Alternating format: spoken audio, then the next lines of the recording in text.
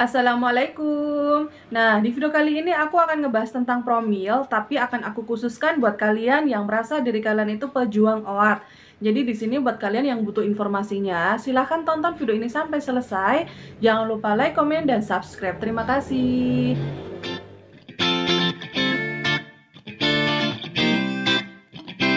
Nah, di video kali ini aku akan ngebahas tentang OAT ya. Jadi aku sering banget ngebahas ini dan akan aku ulang kembali buat kalian nih yang nggak tahu OAT itu apa. Jadi OAT itu adalah gangguan kesuburan pada laki-laki ya, di mana si sperma itu bermasalah dari bentuk, dari jumlah, dari gerakan. Nah, yang akan aku ceritakan di sini baru aja kemarin aku ketemu orang yang diagnosanya itu OAT ya. Dan kebenaran yang aku temui ini adalah si istrinya. Dan yang di sini yang pengen aku sampaikan adalah ada hal yang pengen aku sampaikan yang bermanfaat banget buat kalian yang merasa diri kalian itu pejuang OAT ya. Dan tolong simak video ini sampai selesai karena kenapa? Mudah-mudahan video yang setiap kali aku share ini bermanfaat untuk kalian ya. Jadi singkat cerita, aku tuh kemarin lagi nongkrong sama Bintang ya. Jadi kita tuh pulang kampung, tepatnya di kota Purworejo. Kita lagi nongkrong di tempat kayak nyemil-nyemil gitu, dan aku ketemu mbak-mbak ya. Dia tuh cantik, pakai baju kerja, pokoknya dia cantik, rambutnya panjang lah ya.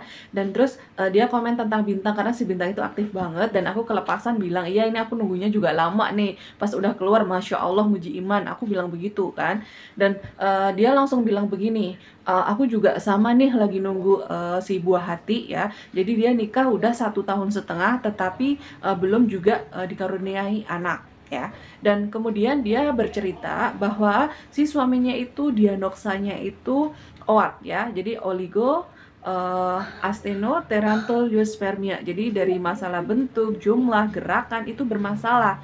Yang harus dia lakukan adalah memperbaiki gimana caranya kualitas spermanya itu kembali normal. Dan di sini yang paling aku sedih banget ya, kakak-kakaknya itu dia bilang bahwa si suaminya semenjak didiagnosa OAT udah 1 bulan lebih dia tidak mau berhubungan dengan si istrinya ya. Jadi di sini yang pengen aku baris bawahi adalah ya, buat kalian ya, jika kalian adalah seorang suami dan diagnosanya adalah OAT, aku mohon banget kalian nggak boleh bersedih lama-lama, nggak boleh putus asa, nggak boleh ngerasa diri kalian itu kayak ada yang kurang. Kalian nggak boleh kayak gitu ya. Jadi kasihan si istrinya, nah kayak gitu ya. Jadi kasihan si istrinya. Jadi kalau misalkan kalian merasa ada sesuatu di diri kalian, yang harus kalian lakukan adalah kalian berusaha gimana caranya kalian itu sembuh dari sakit kalian ya. Karena untuk OAT sendiri biasanya kalian cek di testis kalian ada bermasalah tidak. Misal dari hidrokel, atau kalian dari hernia atau varikokel, jika ada, kalian fokus pengobatan terlebih dahulu ya. Jadi kalau misalkan kalian sudah menjalankan pengobatan, baru kalian melakukan promil ya. Kalian baru fokus promil. Jadi yang utama cek dulu testis kalian bermasalah tidak. Kalau misalkan bermasalah ada kayak hernia, varikokel atau hidrokel, cepat-cepat mending kalian berobat untuk disembuhkan. Dan buat kalian nih yang suka begadang, silahkan mulai sekarang pola hidup kalian itu harus dirubah. Yang sukanya begadang, tolong mulai sekarang tidur yang cukup. Yang sukanya perokok, tolong kurangi, kalau bisa dihilangkan. Buat kalian yang suka minum, tolong kalau bisa dikurangi, dan tolong kalau bisa dihilangkan. Dan buat kalian yang merasa diri kalian itu pekerja keras, ya kalian itu harus gimana ya? Harus bisa ngatur antara kerja dan istirahat ya. Karena dari kalian capek, dari kalian tidurnya kurang, itu bisa mempengaruhi kualitas sperma. Terus dari celana, kalian nggak boleh pakai celana ketat, itu penting banget. Dan ini yang paling penting ya, yang sering banget aku suarakan di sini buat kalian yang merasa hobinya mandi air panas, apalagi kalian orang kaya ya, dipermudah dengan shower atau mandi hangatnya itu ya. Kalian pokoknya mulai sekarang, kalau bisa, wajib ya, kalian wajib hindari mandi air panas ya. Karena kenapa? Suhu air panas itu bisa membuat si sperma itu menjadi tidak berkualitas ya. Jadi di sini intinya buat kalian nih yang punya kebiasaan mandi air panas, silahkan mulai sekarang hindari. Terus yang paling penting juga dari hal makanan. Mulai sekarang kalian itu harus menghindari makanan-makanan yang tidak sehat ya, seperti bakso, mie ya, terus minuman-minuman pun kalian juga hindari yang nggak sehat. Jadi intinya di sini terapkan hidup sehat, ini wajib banget ya. Jadi tolong kalian kalau misalkan cuman sedih-sedih terus putus asa, itu tuh kalian tuh menurut aku tuh kalian jangan lama-lama, kasihan istri kalian ya. Jadi kalian tuh harus berusaha lebih, harus semangat.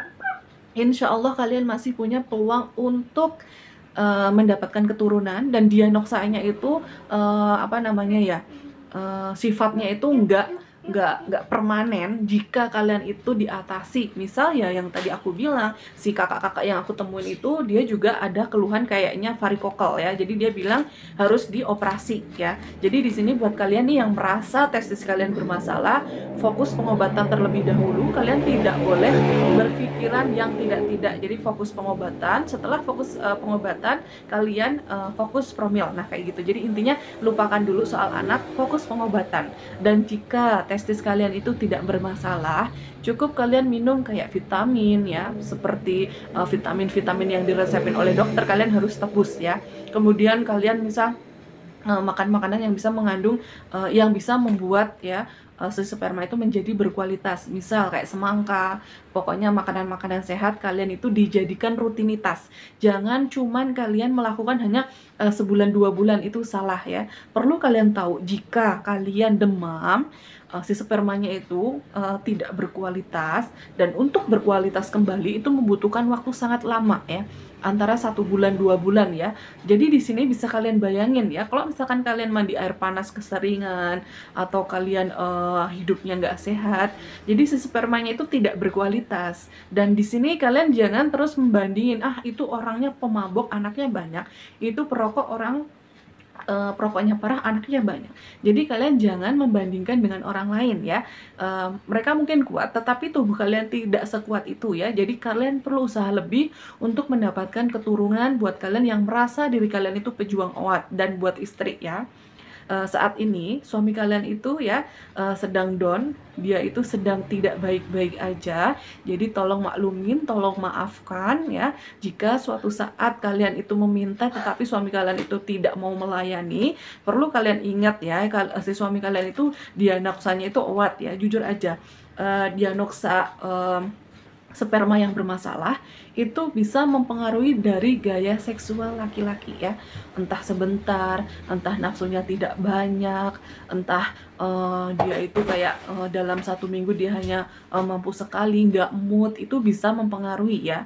Tetapi kalau misalkan dia lagi stres pun bisa mempengaruhi ya. Seperti kakak itu yang bilang ya, dia cerita suaminya udah 1 bulan dia nggak berhubungan karena dia merasa kalau berhubungan itu nggak ada hasil dan nggak bakalan jadi anak. Dan ini perlu kalian garis bawahi ya, buat kalian yang merasa sedang promil. Aku udah ngalamin ya. Jadi ada di titik kita saat berhubungan itu tidak dari hati, tetapi berhubungan melainkan hanya gimana caranya punya anak ya. Jadi itu menurut aku itu salah besar, sangat salah besar ya. Jadi kita nggak dari hati. Jadi pas berhubungan dengan suami kita itu nggak bahagia. Kita itu kayak hanya menjalankan rutinitas. Ini adalah kegiatan gimana caranya aku tuh hamil atau istri aku tuh terjadi pembuahan. Nah itu salah ya. Kalau misalkan kalian tidak berdamai dengan diri kalian sendiri, itu tuh repot ya. Seperti dokter yang pernah aku temui ya, jadi dokter Ari yang menterapi hormon aku, dia bilang aku tuh orangnya punya tingkat panik yang tinggi ya. Aku sering banget cerita, aku sering banget nangis, bahkan setiap kali bikin video aku tuh kadang sering nangis karena aku orangnya panikan, gampang sedih. Dan setiap kali ketemu dokter kandungan aku akan selalu nangis, sering banget nangis. Dan dokter Ari tuh bilangnya begini, percuma kalau diobati kalau si kamunya itu stres ya. Jadi kunci utama dari promil itu adalah tidak stres. Kalian harus bahagia, harus loss. Dan aku juga udah ngalamin di titik kayak kalian. Jujur aja, ini harus aku ceritakan buat kalian yang jika merasa diri kalian itu juga seperti aku, kalian nggak boleh sedih-sedih ya. Jadi aku punya kebiasaan, aku ngitung masa subur aku. Dan setiap kali aku udah merasa diri aku tuh subur, aku itu minta berhubungan dengan suamiku, dan pernah di titik suamiku tuh menolak ya, di mana suamiku tuh tahu merasa diri dia itu oligo ya. Jadi suamiku tuh spermanya itu jumlahnya itu bermasalah, bisa dikategorikan encer atau jumlahnya itu sedikit ya. Jadi bener-bener hasil analisa spermanya itu 00%, tidak ada yang jalan lincah. Sedangkan untuk hamil itu kita butuh sperma yang sangat lincah ya, jadi oligo ya. Dan buat kalian yang merasa kalian itu OAT ya, dari bentuk gerakan jumlah itu bermasalah, kalian perlu usaha lebih. Tolong ya, tolong kalian berusaha lebih ya. Jangan sedih-sedih, jangan kelamaan. Daripada kalian sedih-sedih putus asa tapi kalian tidak melakukan hal apapun, itu salah besar, sangat salah besar ya. Jadi kuncinya orang program hamil ya, promillah sesuai dengan kemampuanmu, tapi paling maksimal. Ingat ya, jadi kamu kalau misalkan kamu banyak uang, mungkin kamu bisa bayi tabung. Cuman buat kayak kita nih, kayak aku nih ya, ukuran hanya gaji UMR, suamiku gajinya cukup buat makan, untuk kebutuhan sehari-hari, boro-boro kita kepikiran bayi tabung ya. Cuman di sini akan aku garis bawahi ya, buat kalian yang merasa kalian itu OAT dan kalian itu apa ya, proses penyembuhannya itu membutuhkan uang, dan aku yakin ini bakalan ada jalannya. Jadi misal kalian ada kendala dari testis kalian, kalian obati ya. Jadi kalau misalkan kalian punya uang banyak, mungkin kalian bisa, nggak apa-apa kalian bayar tabung. Tapi buat ukuran kita nggak usah berpikir kayak orang-orang itu, promil yang mahal-mahal itu nggak usah kepikiran. Tapi aku menyarankan usaha yang paling maksimal, paling maksimal. Jadi kalian nggak ada penyesalan. Kalau misalkan kalian sudah di titik udah yang kayak yang aku udah melakukan apapun, aku udah yang ikhlas, nanti di titik kalian kayak merasa udah yang paling ikhlas, terserah Allah mau kasih, terserah enggak juga terserah, tapi hatinya itu tetap bahagia. Nah kayak gitu ya. Jadi aku tuh udah merasakan hal-hal kayak gitu ya. Jadi promil yang aku jalanin adalah promil hanya seorang yang bergaji hanya UMR saja. Sedangkan banyak banget promil-promil mahal, cuman aku nggak mampu ya. Jadi aku hanya sebatas pergi ke dokter, misal beli vitamin kayak yang cek analisa sperma, USG transvaginal, nah kayak gitu-gitu ya. Pokoknya yang masih ada di kendali kita ya. Jadi kalian pokoknya usaha yang paling maksimal. Mulai sekarang tolong jangan sedih-sedih lagi yang merasa diri kalian itu OAT. Dan buat si istri, jika suami kalian itu merasa seperti apa yang aku ceritakan ini, tolong maafkan, tolong dimengerti, karena saat ini suami kalian itu sedang down ya. Perlu kalian tahu ya, suami itu sedihnya bisa berlipat-lipat dari kalian si wanita ya. Kalau wanita sedih, kalian bisa curhat sama temennya, nangis-nangis ya, ngobrol ya dari maghrib sampai subuh itu betah. Tetapi kalau laki-laki itu tidak, dia hanya diam, dia lebih senang sendiri ya, padahal dia hatinya sedih banget, sedih banget ya. Jadi tolong buat kalian yang merasa suami kalian kayak gitu, tolong maklumin, tolong maafkan, tolong dimengerti, dan tolong kalian juga harus kuat. Jangan sedih-sedih lagi, jangan sampai suami kalian kayak gitu ditambah hormon kalian jadi berantakan ya. Fokus penyembuhan di suami kalian. Jika testisnya bermasalah, ayo dikasih semangat gimana caranya pengobatan. Setelah pengobatan baru kalian fokus promil. Jangan lupa tebus vitaminnya, jangan lupa makanan sehatnya dimakan, jangan lupa tidur yang cukup, jangan lupa hindari rokok, alkohol, makanan-makanan kaleng, makanan siap saji. Mulai sekarang terapkan hidup sehat, karena untuk mendapatkan sperma yang berkualitas kalian itu butuh berjuang. Buat kita yang ada masalah, kita butuh berjuang ya. Jadi jangan sedih-sedih, jangan kelamaan sedihnya, ayo bangkit, ayo semangat. Kalian masih bisa dikasih kesempatan oleh Allah untuk berjuang, untuk menunjukkan betapa kalian itu harus berusaha. Terus Allah juga pengen lihat kamu itu merintih, menangis, memohon ya. Jadi Allah tuh kadang pengen melihat kamu tuh kayak memohon, merintih ya. Jadi banyak banget orang yang nggak sadar, dia sibuk kesana kesini promil, tetapi dia lupa mendekat sama yang punya ya. Jadi kalian lupa memohon, lupa ngemis berdoa sama Allah, kalian itu lupa ya. Jadi kalau kamu promil kemanapun, kalau hati kamu uring-uringan, itu tuh kayak rasanya nggak enak banget ya. Jadi kalian yang tahu hati kalian tenang itu ya hanya kamu. Kadang orang promil itu kadang hanya untuk menggugurkan pertanyaan-pertanyaan orang. Kadang, aku udah promil kok tapi belum ada hasilnya. Padahal promil yang sesungguhnya itu kalian nggak boleh putus asa, tapi nggak dibikin stres, tapi kalian tetap bahagia. Dan yang paling menyakitkan buat kita pejuang promil, kadang omongan-omongan orang itu yang bikin kita down, bikin kita sedih, bikin kita stres. Karena aku juga udah ngalamin, setiap kali pergi pulang nangis. Setiap temen hamil, aku tuh nangis. nangis bukan karena benci, bukan, tapi aku ngerasa ya Allah bagian aku kapan gitu ya. Kita nggak membenci orang-orang yang dikasih hamil, enggak, cuman kita punya perasaan sedih banget kapan gantian kita gitu ya. Jadi intinya di sini buat kalian yang merasa diri kalian OAT, tolong kalian nggak boleh bersedih lama-lama, kalian harus kuat, kalian harus bangkit, kasihan istri kalian. Dan buat istri, pokoknya kalian juga harus kuat, harus berjuang sama suami kalian ya. Dan aku udah pernah cerita ya, dulu waktu aku memutuskan untuk pergi ke dokter untuk mengetahui ada apakah di dalam diri aku dan suami aku sebenarnya maju mundur.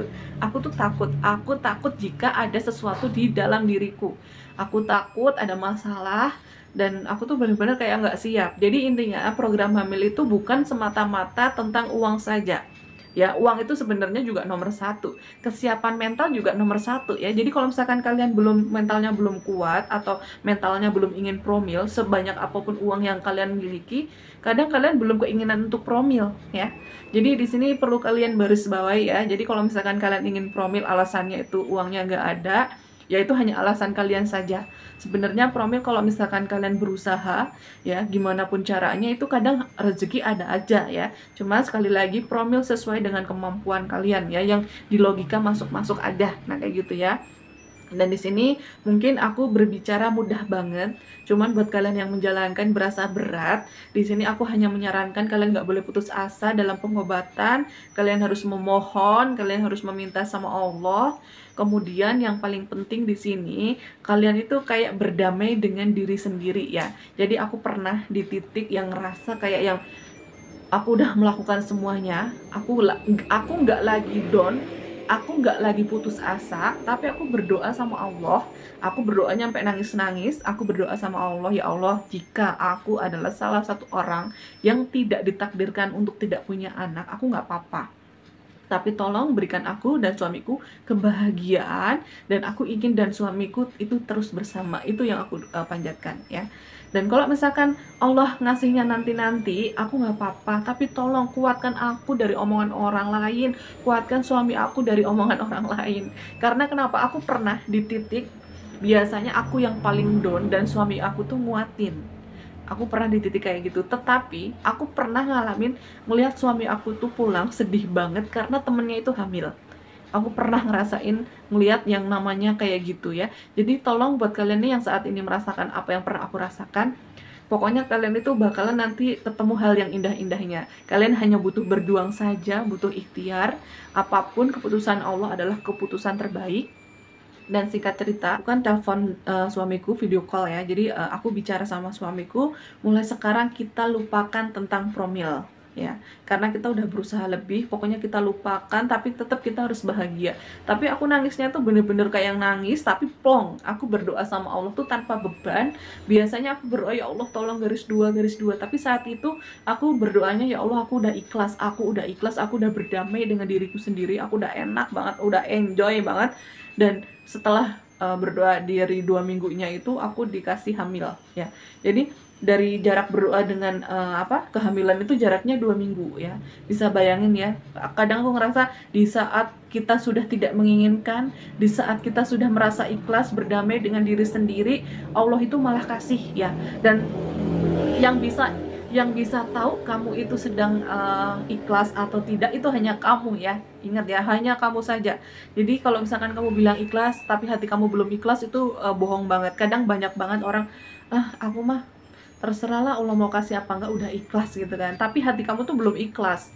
Cuman karena kalian udah capek dengan pertanyaan orang, kamu ngomong begitu ya. Jadi itu tandanya kamu belum berdamai dengan diri sendiri. Kamu tuh stres, pikiran kamu tuh masih berantakan. Nah, gimana caranya kalian itu cari ikhtiar, gimana caranya nyari tenang, nyari ikhlas, nyari bahagia. Dan itu tuh nggak mudah, bener-bener nggak mudah ya. Yang hanya bisa merasakan itu tuh hanya kamu aja. Dan aku berharap banget buat kalian siapapun ini ya yang sedang berjuang, tolong kalian itu terus semangat. Aku doakan semoga nggak lama kalian bakalan hamil dan bakalan dikasih keturunan yang soleh dan solehah, dan dimudahkan rezekinya. Dan saat ini buat kalian yang promil dikendalakan dengan uang, mudah-mudahan kalian dikasih kemudahan.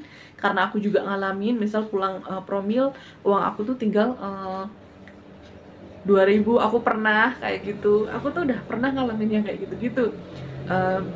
jadwal dokter datang maghrib, kita berangkat kayak maghrib gitu, hujan petir. Aku ingat banget hujan petir tuh kayak ada di atas kepala, dan aku tuh bener-bener kadang ya Allah sedih banget. Suami aku tuh megang tangan aku, jangan tinggalin aku ya, kayak gitu ya. Suamiku tuh suka bilang begitu, jangan tinggalin aku ya. Kadang aku juga bilang, mau kita punya anak nggak punya anak, pokoknya kita harus sama-sama, kayak gitu. Aku tuh hanya itu aja dulu yang pengen aku, waktu di titik aku udah ikhlas, aku hanya berdoanya kayak gitu aja. Aku pengen suamiku dan aku bahagia. Masalah anak aku udah ikhlas, Allah mau kasih silakan, nggak juga nggak apa-apa. Yang penting aku udah ikhtiar paling maksimal, bener-bener paling maksimal dan sesuai dengan kemampuan aku. Nah kayak gitu. Nah, sekiranya udah cukup aja yang ingin aku sampaikan, itu aja. Mohon maaf kalau kalimatnya kadang ada yang berulang, agak belibet, mohon maaf. Aku bener-bener masih belajar banget, meskipun channel aku tuh udah lebih dari 2 tahun, aku masih kesulitan untuk berkomunikasi ya. Jadi di sini kalau misalkan ada kesalahan atau pengucapannya nggak jelas atau berulang, tolong maafkan, dan mudah-mudahan kalian itu diberikan momongan sama Allah secepatnya. Amin, amin, amin. Nah, udah dulu ya. Jangan lupa like, komen, dan subscribe. Terima kasih. Sama-sama. Ini saya. Terima kasih.